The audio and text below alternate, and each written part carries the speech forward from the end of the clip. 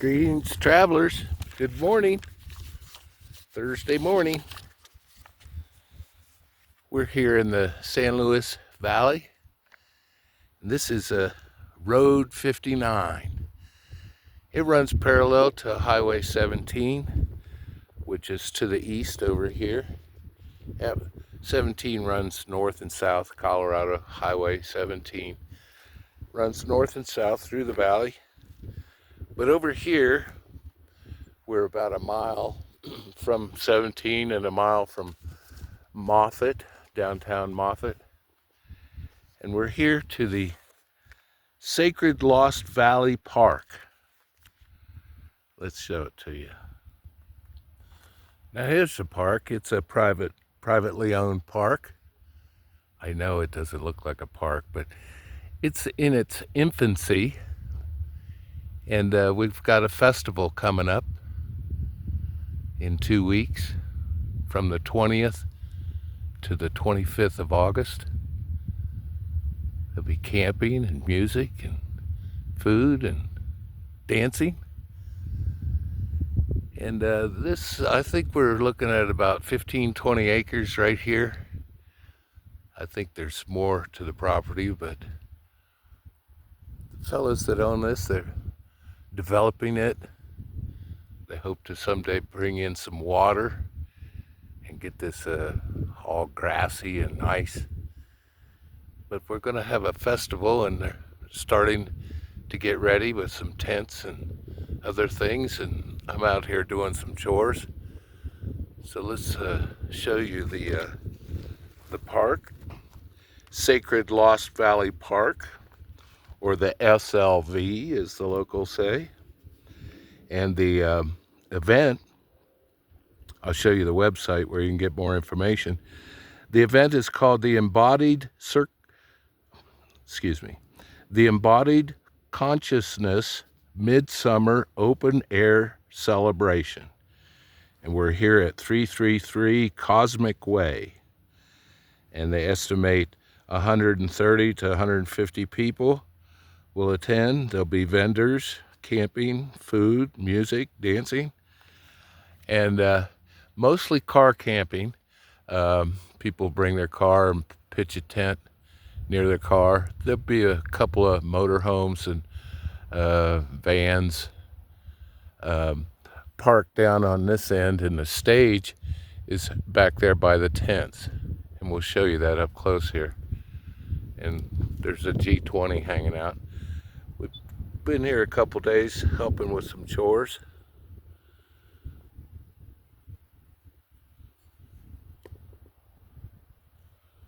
Well, let's go down and I'll show you some of the things that are going on here. Now, you can't miss the entrance. We got a Chevy van here, old school bus. Don't know its condition.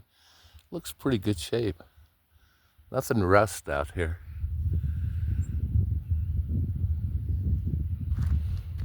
We have some locals that live out here and help construct the venue, get the venue ready for the party. I think the couple bands, a lot of DJ, techno music, all that kind of stuff.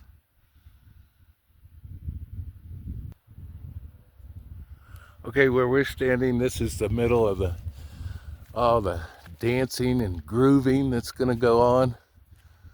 The stage will be by the steel uprights. The uprights there, structure, hold lights and speakers and whatever they do. Got a few tents up, and I think that's the staging. They'll set that stage up under the structure over there, and that's where the band or the DJ's gonna set up. So this in 2 weeks we'll be just grooving all night. Let's show you some more features. Now, when I first saw this, I was asking the promoter, they build this berm of dirt around the stage, and eventually, over the years, the berm will be smoothed and covered in grass, and blend in a little better with the scenery. But right now it's a little rough. We're getting it ready for the partay. Now, I asked him, I said, is the berm to prevent the wind? You know, because in the afternoons the wind picks up. Is that for the wind or to block the rain? Or it's a sound dampener. Apparently, the bass of the music gets absorbed and deflected by the berm. Because out here in the valley, sound travels pretty far, and this is a way to lower the volume to the neighbors. Apparently that's the theory. Over here we have a tent set up. There'll be vendors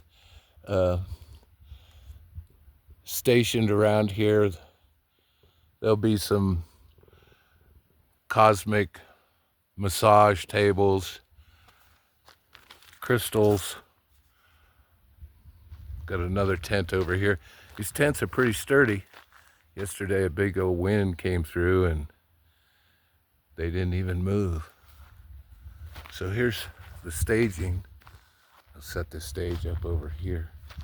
They just poured some footers for this lighting rig is what I'm calling it. And in the middle there will be platforms and DJs, bands announcing those kind of things. Let's go look over here. Now this is the fire pit. We have some construction stuff that's going to be moved. Move this stuff out. I've got a little firewood over here starting. Someone just brought some firewood. And another berm around the fire pit so you can be out of the wind, enjoy the fire. One of my chores, we've got some urethane. We're just gonna slop it on these platforms, dust them off, and put some urethane, a coat, just to keep the splinters off. And the fire's here, and these platforms are big enough so if you wanted to sleep out here, a little sleeping bag and cushion, you lay out here by the fire. That'll be roaring during the festivities.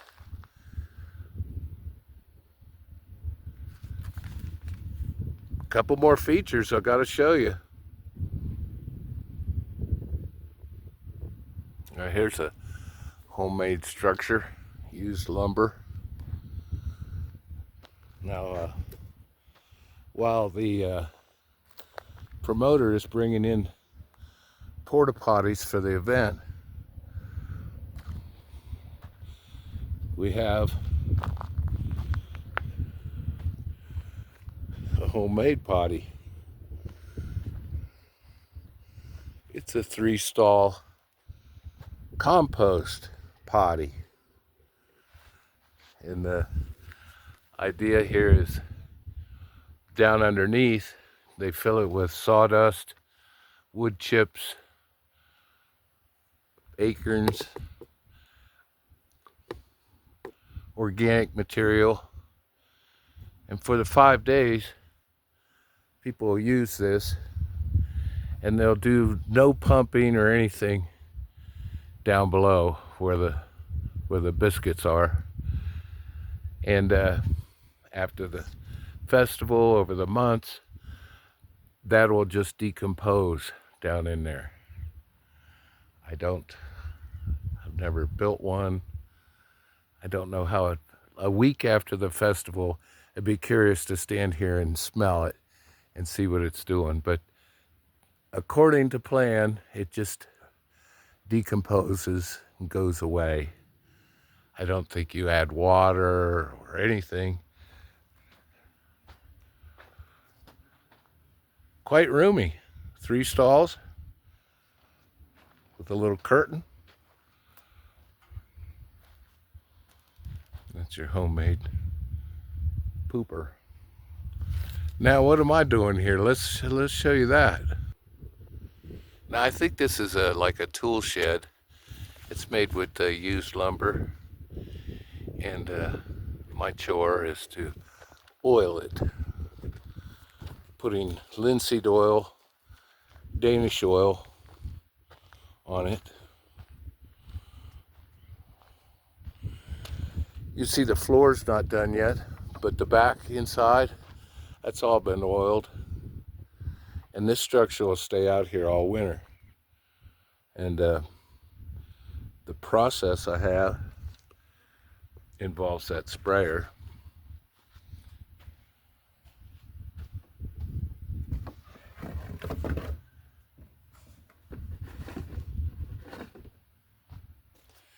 Just use the garden sprayer and put it on mist. Spray all the nooks and crannies, and then come back with a brush and smooth it out. And it goes pretty quick. Some sort of cabinet. Let me see. This old lumber is just soaking up the oil. It could use another coat, but maybe every year you coat it. And this cabinet will go out amongst the vendors. They'll use it, display their wares.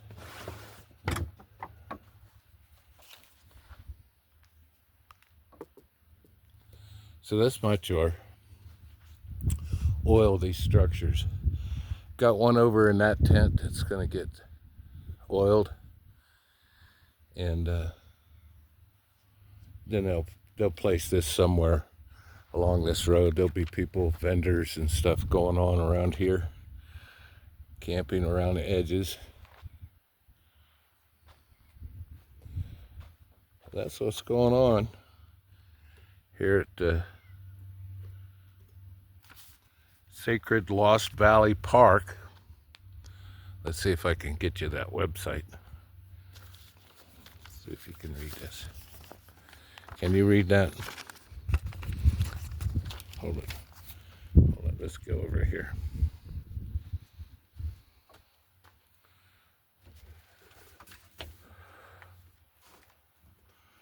There's your website. info@slvpark.com. If you go there, you'll get more information about this park and how to buy tickets. So come on out. We're about a 3-hour drive from Denver.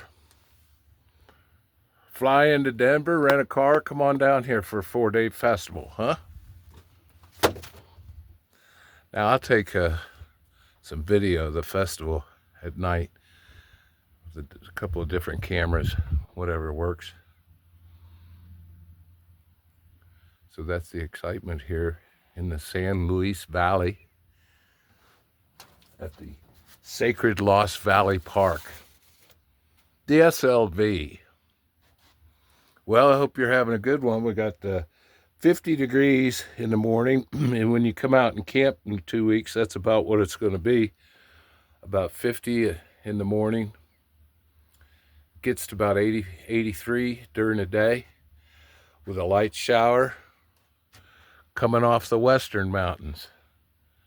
About 3 o'clock, clouds will appear and little storms will come across here in groups. Not the whole valley, but a mile from here there'll be a storm, and a mile south there'll be a storm. And they blow through between 3 and 6 o'clock, gusty winds.